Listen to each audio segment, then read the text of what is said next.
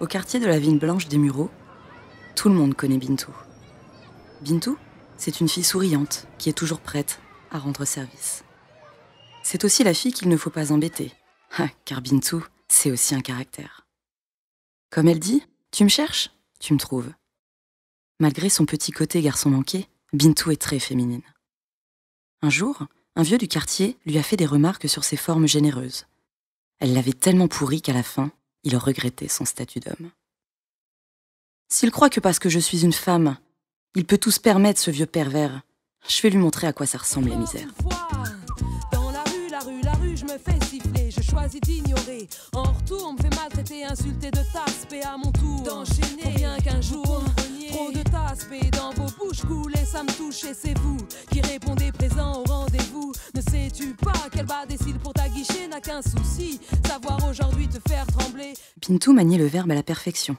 Même les gars les plus virulents de la cité n'osaient pas se frotter à elle, de peur de se faire humilier. Elle savait se faire respecter. Oui, le respect, c'était son truc, tout comme l'injustice qu'elle ne supportait pas. D'ailleurs, pour rigoler, certains l'appelaient Wonder Woman. C'était vraiment la justicière du quartier, toujours prête à défendre la veuve et l'orphelin, quoi que cela lui en coûte.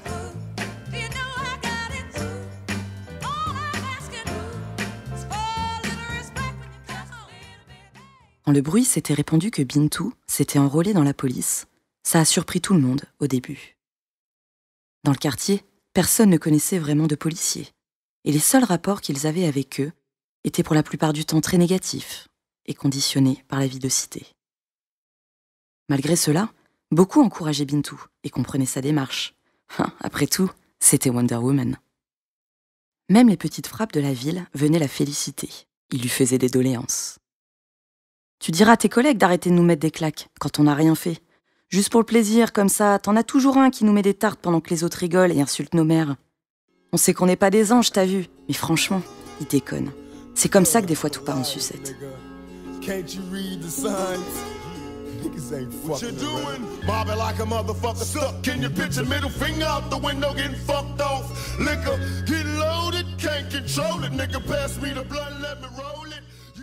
Dans le quartier, les gens étaient tellement fiers d'elle, c'était comme si Bintou à elle seule allait changer la mentalité négative qu'ils avaient des représentants des forces de l'ordre.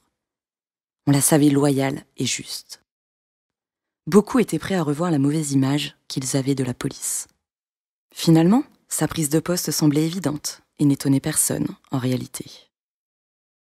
Sa première sortie fut dans Paris, le 7e arrondissement, un quartier chic à l'opposé de ce que l'on peut vivre aux Mureaux. Assise à l'arrière du véhicule de patrouille, Bintou est fière dans son uniforme. Si les gens du quartier la voyaient, ils le seraient sûrement, eux aussi. D'ailleurs, ses parents lui avaient demandé « Bintou, un jour il faut rentrer avec ton costume de la police. On a besoin de te voir, nous aussi, comme ça. » Cela faisait environ 4 heures qu'il sillonnait les rues impeccables de cet arrondissement, sans qu'il ne se passe grand-chose. Pour son premier jour, cela ressemblait presque à une visite touristique dans le Paris chic. Il est 22h ce samedi, quand une voiture s'arrête à leur niveau, au feu rouge. Dans le véhicule flambant neuf, 4 jeunes hommes sapés comme s'ils allaient défiler pour l'élection de l'homme le plus élégant de l'année. Les 4 gentlemen reprenaient en chœur les paroles d'un de leurs tubes de soukous préférés. Dans leur manière de bouger, on pouvait sentir une certaine excitation contrôlée. De vrais sapeurs avec une chose en tête, l'effet qu'ils vont produire une fois rentrés dans leur club préféré. Avec leurs costumes Prince de Galles et les dernières Weston en croco, achetés spécialement pour l'occasion, c'est sûr, ils allaient être les stars de la soirée. Le champagne allait couler à flot. Ils étaient persuadés de remporter le concours des hommes les plus élégants. Tous les regards seraient portés sur eux. Ils auraient l'attention des jaloux et des jolies filles. Aucun d'eux n'avait prêté attention aux policiers, ou plutôt, personne n'avait envie de leur prêter attention. Et de toute façon, ils n'avaient rien à se reprocher, ils allaient faire la fête.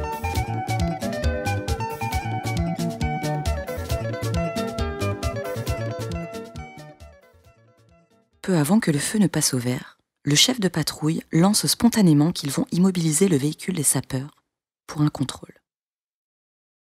Bintou, qui ne comprend pas cette décision soudaine, s'empresse de demander au chef. « Chef, on les contrôle pour quelle raison au juste ?» Non, finalement, on les contrôle pas. En formation, Bintou a appris qu'il fallait un motif pour procéder à un contrôle. Chef, vous avez dit qu'on allait les contrôler, alors on va le faire. Mais donnez-nous le motif. Le chef, un peu furax. On les immobilise, on trouvera bien un motif.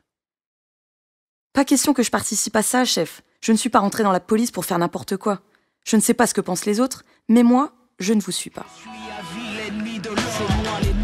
Moi qui suis malmené, mal aimé et qu'on a surnommé le mal incarné, qu'on a berné toutes ces années, l'indigène à qui on aime mener une chasse acharnée. Mes chances de survie sont en sursis, mon avenir est proche de l'asphyxie, car le pouvoir s'est fixé, le devoir de hisser des remparts autour des peaux noires et métissées.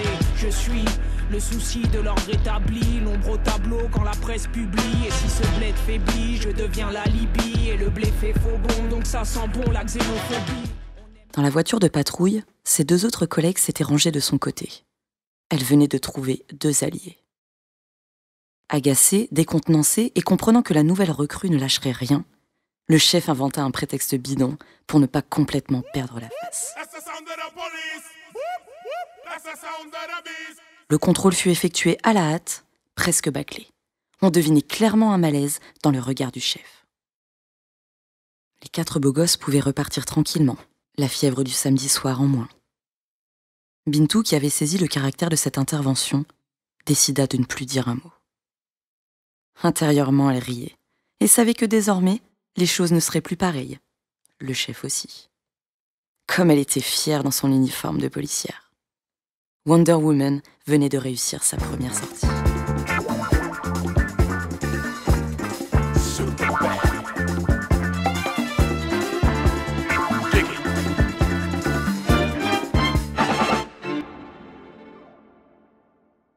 Dans la société dite moderne dans laquelle nous vivons, la présence de la police est indispensable. Les agents, comme les syndicats aux pensées et aux comportements extrémistes, ne devraient pas avoir le droit d'intégrer le monde judiciaire et de faire partie des forces de l'ordre qui sont censées protéger les citoyens, quelle que soit leur appartenance religieuse, ethnique ou leur orientation sexuelle.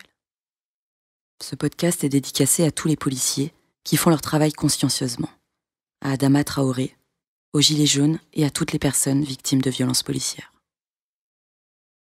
Cette histoire est inspirée de faits réels. À la narration Amandine B, à la technique DJ Jean Kazlou. Ce texte est de Somi King.